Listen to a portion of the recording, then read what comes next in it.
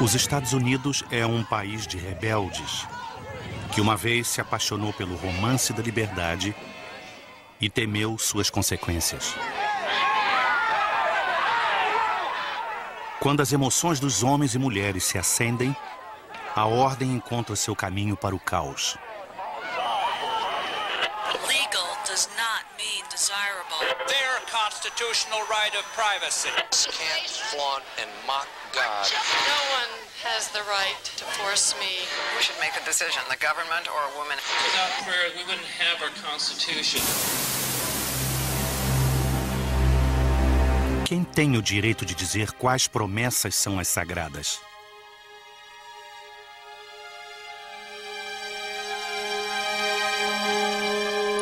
A moral não segue a letra da lei.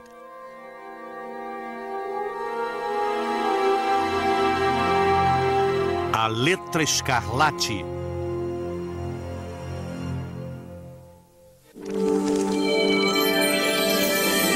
Grandes livros.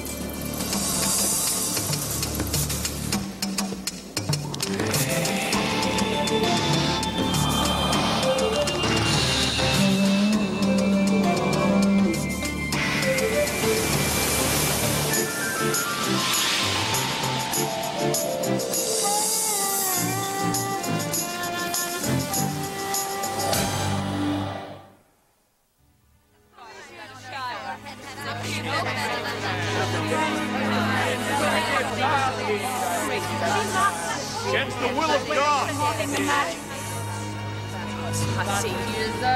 He can give your child a father. The father of your child has to free.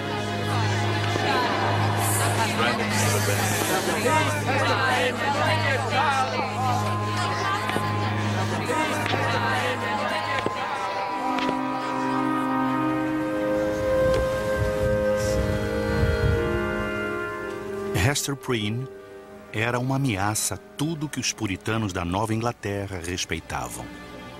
Sua lei, sua fé e sua moral. Ela era uma mulher condenada.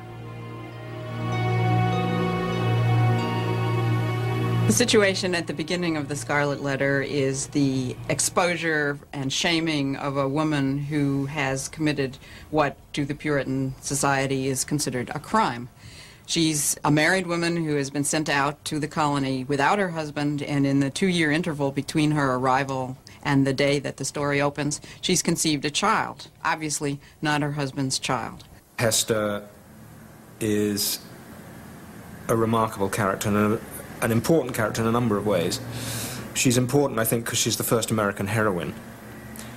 She's part of a tradition of heroines that you find in English literature with George Eliot, for instance, which is the sensuous and sensually alert woman who at the same time has a modesty and a sense of control and a sense of herself as a person. Hester Prynne foi condenada a carregar a letra A na roupa pelo seu pecado de adultério. Roger Chillingworth, seu marido, há muito desaparecido, chegou em Boston a tempo de testemunhar a humilhação da sua mulher.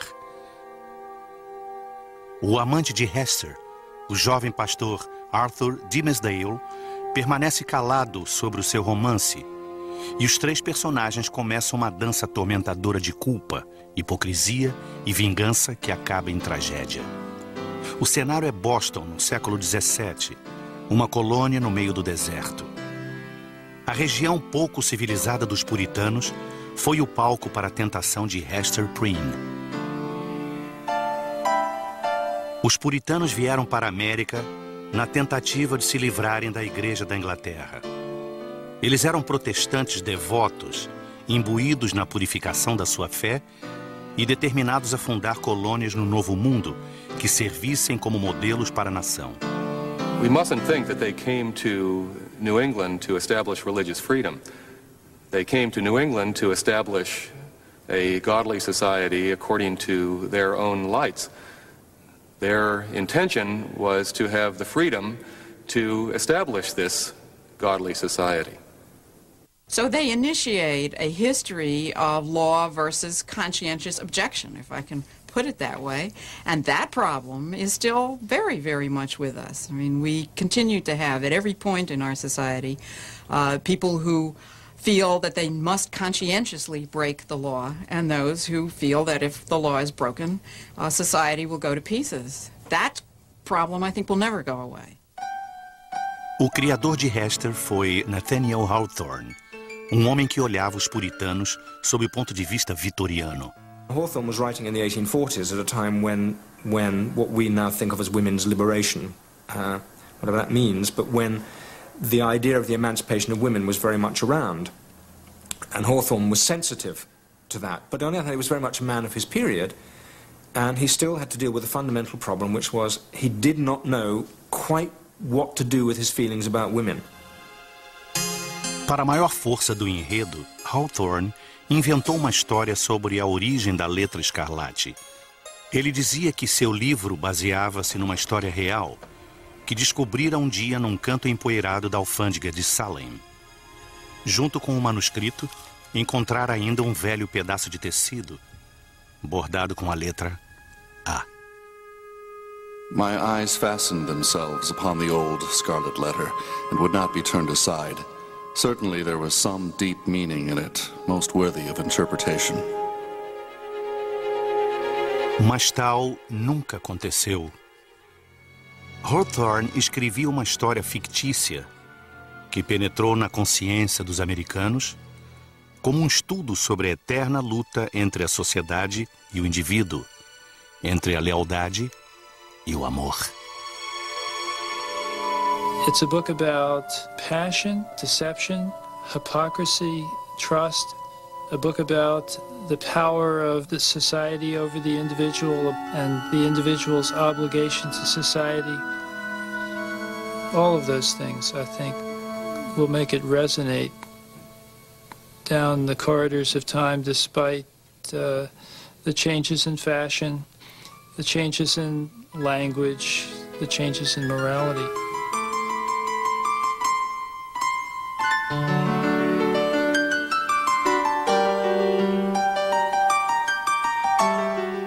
A atriz Lillian Gish interpretou Hester Prynne em 1926, na primeira adaptação da Letra Escarlate para o cinema.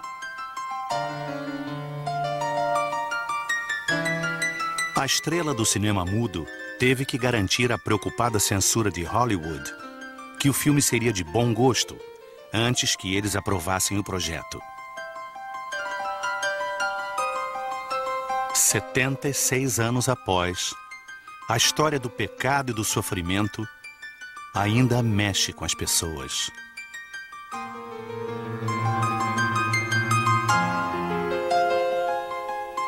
Em 1995, o diretor Roland Joffe fez um outro filme baseado no clássico. All the issues in Scarlet Letter are totally alive. You know, women are still struggling, which in a world that, in all honesty, is not shaped in their best interests. We're caught in a conflict, let's face it, and I don't know whether there's an easy answer to this. On the one hand, we need order and we need balance to create a society, because we want to create a world that's stable enough for people to be able to survive in, and because you know, people want to live as much as they can a peaceful life. That's one side of it. The other side of it is we're all autonomous human beings. We have our own passionate natures, our own desires, our own need to create the world in our own mold. Já no século atual, a Letra Escarlate era um dos livros mais atacados pela crítica norte-americana, e o nome Hester Prynne tornou-se sinônimo de vergonha. The most important character in the book is Hester Prynne. She is a strong and independent woman. The situation that begins the story is her conflict, you might say, between the image she presents of what she's done and the image that the Puritans have of what she has done. That is, from their perspective, she has committed a horrible crime, and from her perspective, it's not totally clear yet, but there seems to be some resistance on her part to accepting that designation. Hester é forçada a permanecer 3 horas no palanque, para que as pessoas do vilarejo pudessem testemunhar a sua desgraça. She is created as a figure for other people to learn lessons from. They were trying to make her sin public, in the sense that the letter itself was a way for the community to never forget that sin. As comunidades puritanas eram compostas de famílias patriarcais, que não toleravam a desobediência e aqueles que transgrediam as regras. A lei da vila não distinguia a igreja do Estado. A Bíblia era a fonte para as doutrinas tanto espiritual como civil. A Letra Escarlate foi o primeiro sucesso de Nathaniel Hawthorne como escritor. Ele nasceu em Salem, Massachusetts, em 1804, onde cresceu com suas 2 irmãs e mãe viúva. Depois da universidade, Hawthorne passou quase 12 anos isolado, aprimorando a sua arte de escrever. Hawthorne was a complicated individual. He was very reserved, especially in adult life. But there's no question that there was a passionate heart and soul that lurked underneath. Quando estava com 38 anos, casou-se com Sophia Peabody. Eles mudaram-se para Concord, ainda em Massachusetts, onde Hawthorne aderiu ao movimento transcendentalista dos escritores Ralph Waldo Emerson e Henry David Thoreau. Quando precisou de dinheiro, Hawthorne voltou a Salem, onde trabalhou como inspetor da alfândega. Depois que perdeu o emprego por razões políticas, Hawthorne escreveu A Letra Escarlate em 1850. A obra foi aplaudida desde o início como um clássico da literatura, mas só vendeu 8.000 exemplares durante o tempo da vida do autor. The question why Hawthorne would have written about the Puritans in the 19th century is one that's quite compelling, because many people think he was a Puritan. Because why would you write about these awful people if you weren't one? And the answer to that is that in the 19th century, as indeed in the 20th century, these people have a special status in this nation. I mean, they are the guys who came over on the Mayflower and kind of took over our history. Herman Melville thought that Hawthorne had a deep, dark secret that, if it were disclosed, would explain the meaning of all his work. That's one of several testimonies that we have from Hawthorne's life of people that knew him, who thought that there was a secret side that never was disclosed. Os ancestrais de Hawthorne também o vinculavam a um passado puritano. Seu bisavô, John Hawthorne, fora juiz nos julgamentos de bruxaria em Salem no ano de 1692. For someone like Hawthorne, the issue of persecution and prosecution of women for witchcraft, I think, is a compelling theme, a fascinating theme. Hawthorne is reworking these themes that his ancestors worked. How do we think about women? You know, what do we allow women in our society? You know, do we really allow them the kind of independence of thought we as men claim for ourselves? I don't think Hawthorne was willing to go that far. But he's certainly struggling through a lot of the complications of those questions. O adultério era apenas um dos muitos pecados estigmatizados pelos puritanos com letras escarlates. Blasfêmia, alcoolismo, falsificação, incesto, violação, roubo, vício. A lista das punições incluía diversas formas de humilhação. O cadafalso, o cepo e postes de tortura eram colocados no centro de quase todas as vilas da Nova Inglaterra. A penitência em público era comum, mas existiam outros métodos mais dolorosos, como o ferro em brasa. Como Hawthorne queria transportar seus leitores para o século XVII, escreveu seus diálogos em inglês arcaico. Se tornou uma leitura difícil, mas foi bem sucedido em criar uma sensação de formalidade puritana.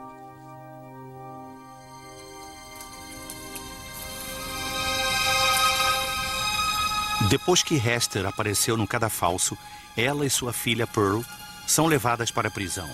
O marido chega para confrontar a esposa infiel. Hester!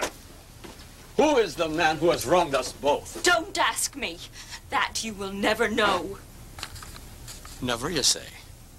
Believe me, Hester. There be few things hidden from the man who devotes himself earnestly to the solution of a mystery. You may cover up this secret from the multitudes and the magistrates. I will seek this man. He will be mine. You won't find him. Never mind. I have a request from you, my former wife, which you cannot deny me. You have kept the name of your lover, so keep mine. You must tell no one that I was your husband. All right. I will keep your secret as I have kept his.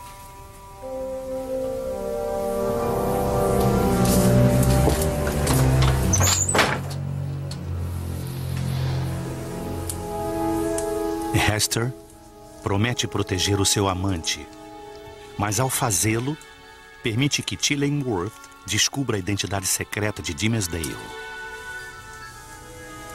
Why Hester loves Dimmesdale is a mystery. But then I think Hawthorne believes that why people love people is a mystery anyway. Everybody knows people who love people whom they have no business loving. She's fallen in love, and being a woman, as Hawthorne imagines women to be, she loves him forever, regardless. I think another way to think about what she saw in him is that he is a kind of star or a celebrity in that little community. All the other ministers are older men. Here we've got a young man, very handsome as far as we can tell from Hawthorne's description. Everybody idolizes him. Para os puritanos de Hawthorne, a Bíblia era a autoridade absoluta. E a Bíblia afirmava que a infidelidade era um pecado imperdoável. Afinal, Deus punira os adúlteros bíblicos Davi e Betsabá através da morte do seu filho. As biblical believers, the Puritans were keenly aware of the great adulterers in history. Hawthorne uses adultery to stand for the more general sinfulness of the human heart. It was an especially egregious sin because it violated not only the marriage relationship, but also the social covenant. Marriage is something that is done in the eyes of the state. Hester é banida da sociedade. Mora com Pearl nos arredores da cidade e ganha vida como costureira. Seu bordado fino é muito requisitado pela comunidade que a despreza. Os juízes locais a mantêm ocupada com encomendas para todas as ocasiões especiais, exceto casamentos. In this manner, Hester Prynne came to have a part to perform in the world. With her native energy of character and rare capacity, it could not entirely cast her off, although it had set a mark upon her more intolerable to a woman's heart than that which branded the brow of Cain.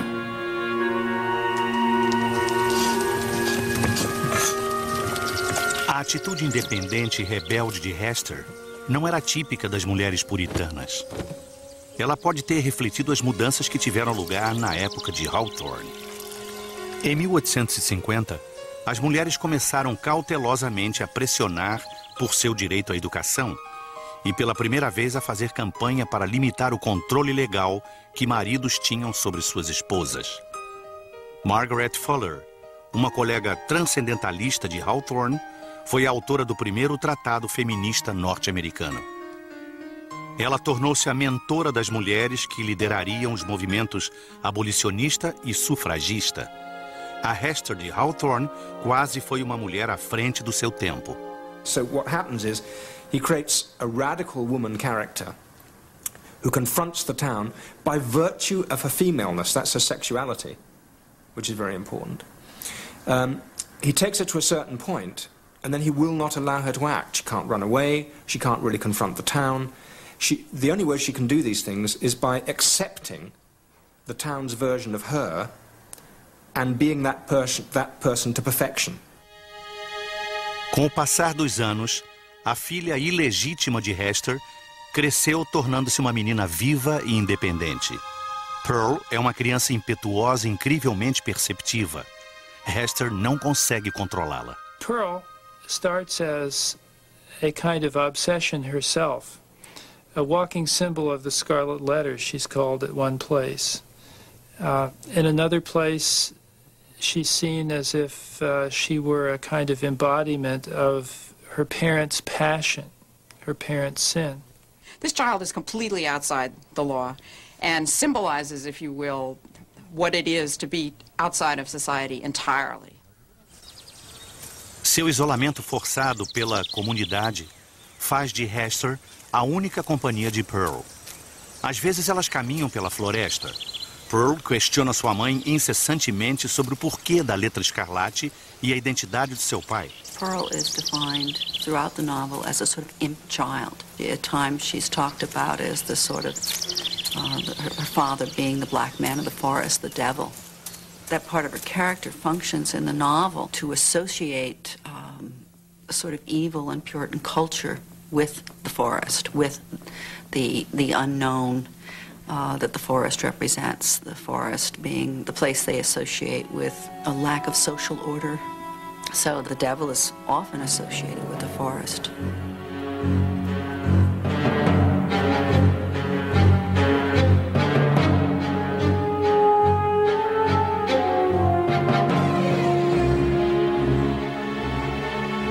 Satan was very real for the Puritans.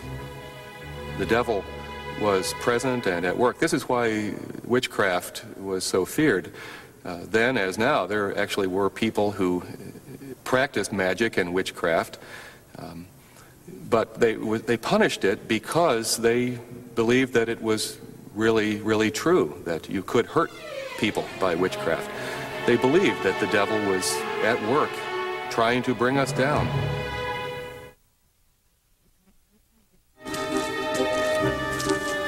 A insolência de Pearl faz com que os juízes da cidade sugiram que seja afastada da mãe.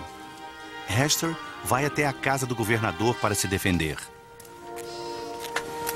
There were rumors spread around by people who had trouble with the whole idea of an anomaly, like a single parent raising a child on the outskirts of town. They thought that she was an unfit mother because she had committed this sexual crime and would not confess who the father was. That was really the key to it, that she held back from telling the full truth about the situation. Ao entrar, Hester encontra o governador Chillingworth conversando com o reverendo Dimmesdale. O governador pergunta a Pearl de onde ela vem, para testar o seu conhecimento de catecismo. Pearl knows the answer perfectly well, but she is being her impish self. The role of Pearl in the story, in a way, is to disrupt. She's a great disruptor. Children are great disruptors anyway, but she is the disruptor extraordinaire. She gives what she knows is a perverse answer. She puts her finger in her mouth and she says, "Oh, no one made me," or "My mother plucked me from the rose bush by the prison door." This is an answer that is calculated to bring the ire or the displeasure, the disapproval of her elders. Mr. Prynne, there has been much question concerning you lately. The point has been discussed whether we, who are charged to monitor and instruct our flocks in Christian principles, do well to trust the soul of your child to the guidance of one who has stumbled and fallen into the pit of sin. Would it not be better if she were taken from your charge and instructed in the truths of heaven and earth? No! I will not lose the child. Speak for me. You were my pastor and had charge of my soul and know me better than these men can. There is truth in what she says. This child of its father's guilt and its mother's shame works in many ways upon her heart. It was meant for a blessing, the one blessing she has. It was meant for a retribution, too, a torture to be felt, a constant reminder in the midst of a troubled joy.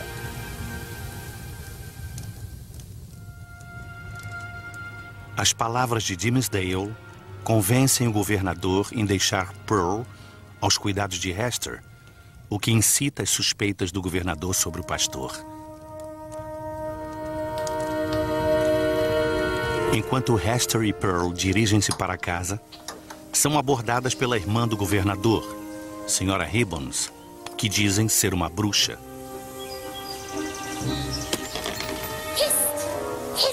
A witch in New England had multiple meanings.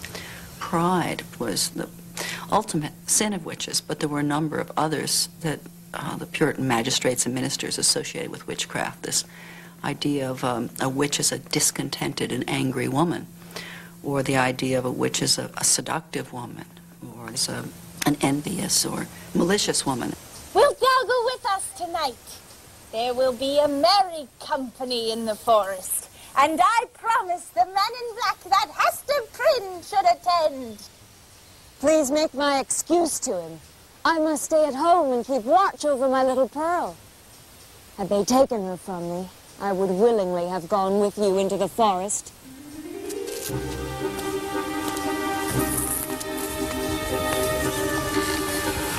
What Hibbins is doing is trying to lure her into witchcraft. She's suggesting that she has every reason to become a witch. I mean, she has plenty of reason to be discontented and angry and vengeful. But Hawthorne keeps her from that. I mean, she does not become that kind of figure. She's never bitter. She may be strong, she may be outspoken, but she never becomes the kind of discontented and angry woman that Puritans most associated with witchcraft. A sociedade puritana era o ambiente ideal para acusações de bruxaria e magia negra. Sua religião ensinava que o diabo estava sempre à espreita. Os puritanos moravam em vilarejos cercados pela selvageria. Temiam a floresta e os índios que lá habitavam. O desconhecido, onde as forças da escuridão estavam à espera. The settlers were nervous about their physical well-being, and that made them fearful. They were very, very nervous too about the honesty of their own religious and political philosophy. They wanted it to be honest and they wanted to believe it. But they also suffered from a sense that it may not have been true. Because they saw in their own lives that they couldn't live up to it, that didn't make them any less fearful of it. But since they believed that they had to be perfect, they had to displace all their fear onto something else, because they couldn't really cope with the terror of saying, it's me. So everything was externalized. So if I felt desire for you as a man, and you were a woman, I externalized that desire and I blamed you for exciting it in me and said that you had put it into me by an act of witchcraft. Muito embora as mulheres fossem frequentemente acusadas de bruxaria, qualquer comportamento estranho causava suspeitas. Chillingworth crosses the line constantly between being a witch figure and being the devil himself. I mean, he is the black man at times in this novel, but he's also someone who is portrayed as having made a pact with the devil. Dimmesdale está tornando-se cada vez mais fraco e Chillingworth suspeita que a causa de sua fraqueza seria uma consciência pesada. Ele vai viver com o pastor e o tortura pelo sugestionamento, provocando discussões sobre a hipocrisia e suas consequências. Enquanto Chillingworth atormenta Dimmesdale, Pearl fazia o mesmo com sua mãe.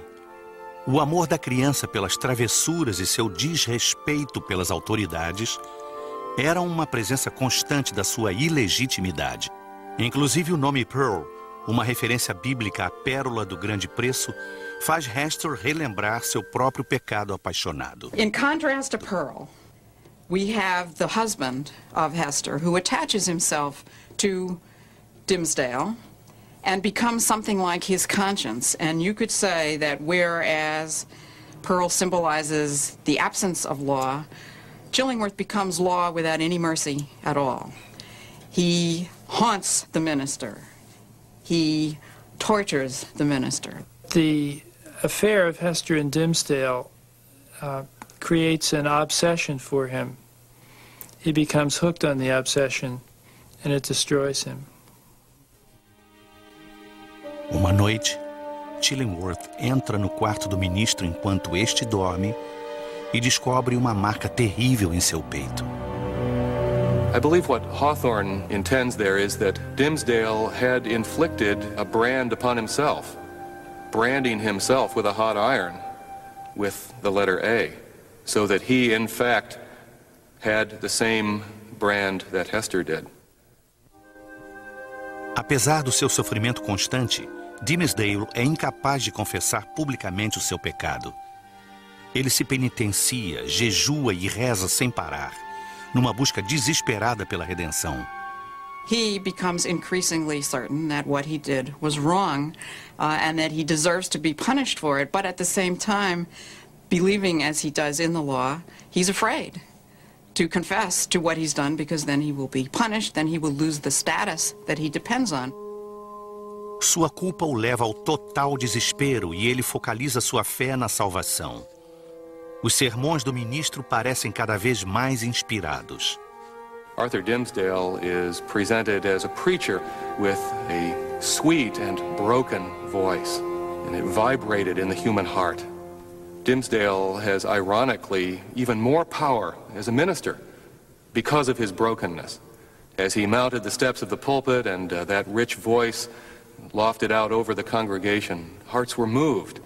And even as he expressed his own brokenness and yearned to confess it all before the congregation, they read it as simply an expression of his deep piety. The people knew not the power that moved them thus. They deemed the young clergyman a miracle of holiness. They fancied him the mouthpiece of heaven's messages of wisdom and rebuke and love.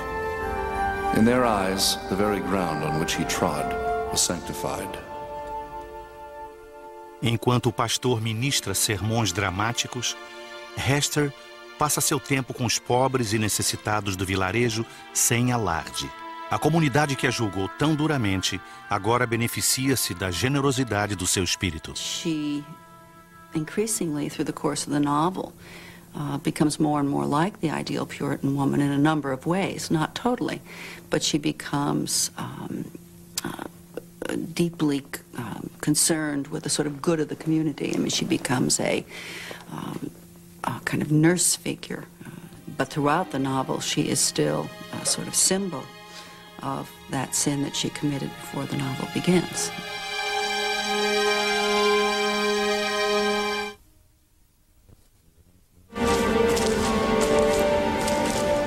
Sete anos após o nascimento de Pearl, a hipocrisia do reverendo Dimmesdale vem finalmente à tona.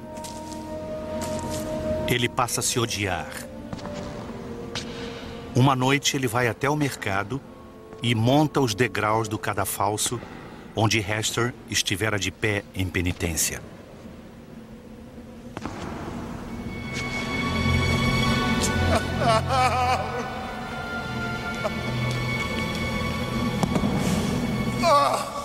Dimmesdale believed, along with all Puritans, that the ministry of the Word of God and the office of the minister was itself a means of grace. So that in spite of his sinfulness, he still prayed that he would be the channel of God's blessing to the people. And that it would be better for him to continue, even in hypocrisy. God could still use him. Hester e Pearl estão caminhando para casa quando encontram o atormentado ministro.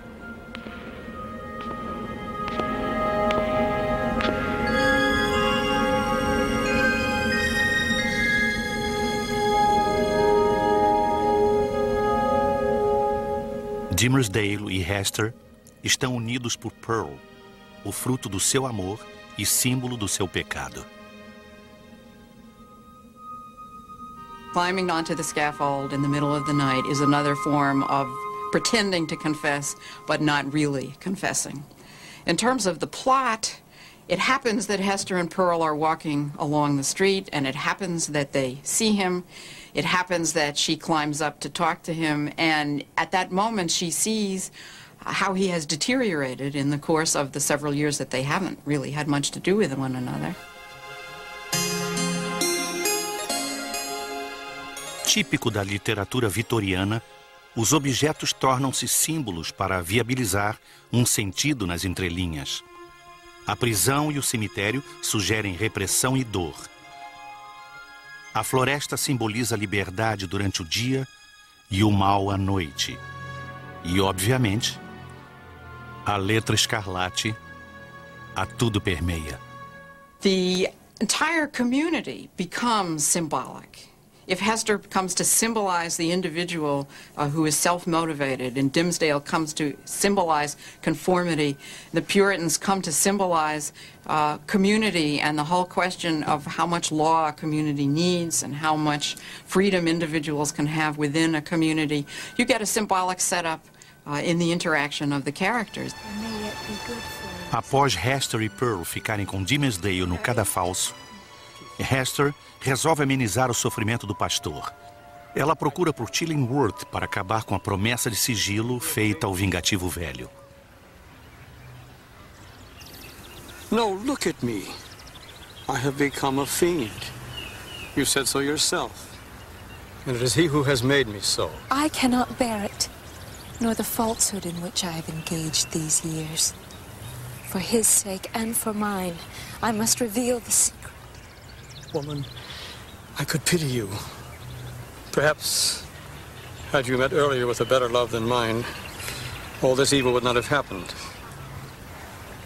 I pity you for the good that has been wasted in your nature. And I you, for the hatred that has transformed a wise and just man into a fiend. Will you not release it and be human again? There may yet be good for you, since you have been deeply wronged and are able to pardon. Peace, Hester. I cannot pardon. It is our fate. Now, go your way and deal as you will with that wretched man.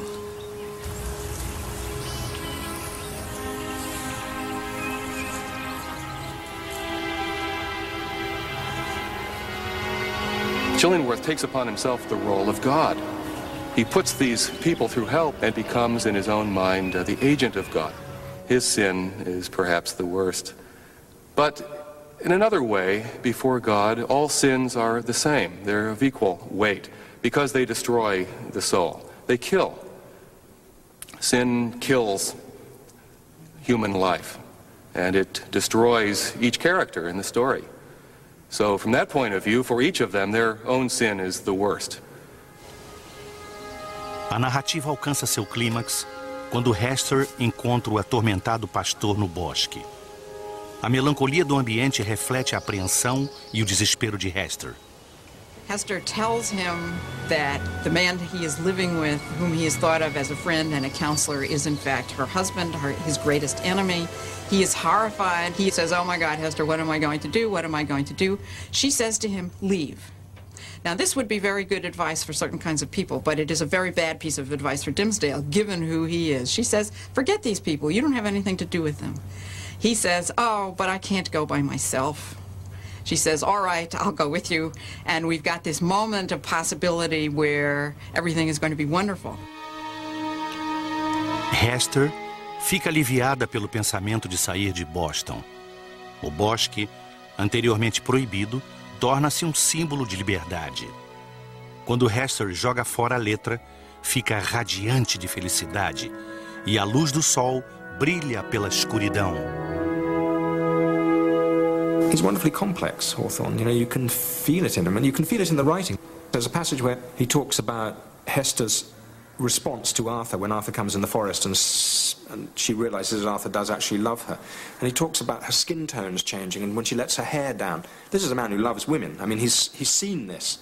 He's written about something that he's seen. Hester chama Pearl, que estava brincando nas árvores. A visão da mãe, sem a letra, perturba a obstinada criança. Hester percebe que a letra escarlate é uma parte inseparável do seu passado.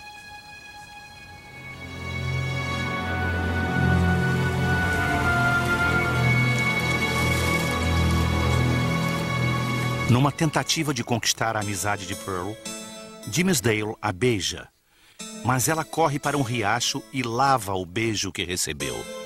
Pearl odeia o segredo dos seus pais.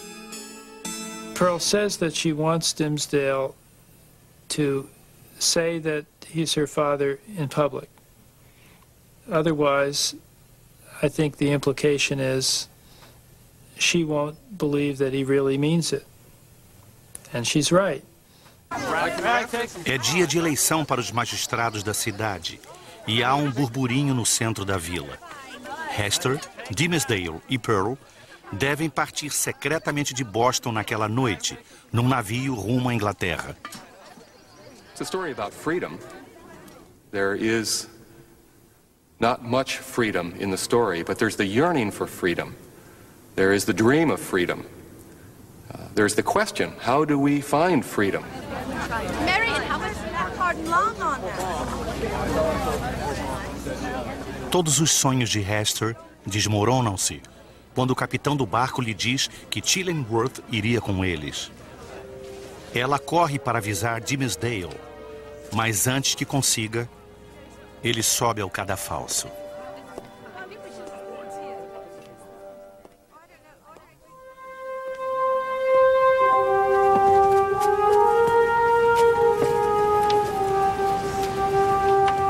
Dimmesdale diz a Hester que está morrendo e deve assumir a sua vergonha. Ele se volta e grita para a multidão, revelando sua culpa. The sun, but little past its meridian, shone down upon the clergyman and gave a distinctness to his figure as he stood out from all the earth to put in his plea of guilty at the bar of eternal justice. Dimmesdale confesses because he is too deeply the Puritan to change his identity. In his frame of reference, the only way to live out his destiny is to be who he is in relation to the Puritan community. In other words, to live out his destiny as a minister. And that means to disclose his secret and take what follows. Ao final da confissão, Dimmesdale revela o peito à multidão horrorizada, como prova do seu pecado. At the end of Scarlet Letter, after Arthur's sermon, Hawthorne's very interesting. He can't bring himself quite to say that everybody got the same message. What he says is, people saw this in all sorts of different ways, and they didn't really know what to make of it, and they were kind of a bit discombobulated and confused by all this. They didn't know whether there was an A, they didn't know whether there wasn't, they didn't know whether they'd heard what he said or not.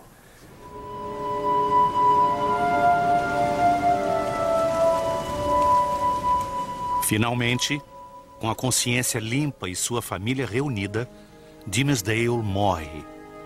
Ele se entrega à misericórdia divina, abandonando Hester e Pearl. Hester, at the end of the story, still wants Arthur, as they share that moment in the magic circle in the forest. She has a new future, a different future in mind. And even when Arthur goes onto the scaffold at the very end, she still is yearning for him and believes that perhaps they'll be together in heaven. So has she repented? Has the Scarlet Letter done its office? I have my doubts, and so does Arthur. He says, I fear. Think about it, Hester, he says. Think about our sin. Repentance is the way. That's the Puritan answer. Arthur's a good Puritan until the end.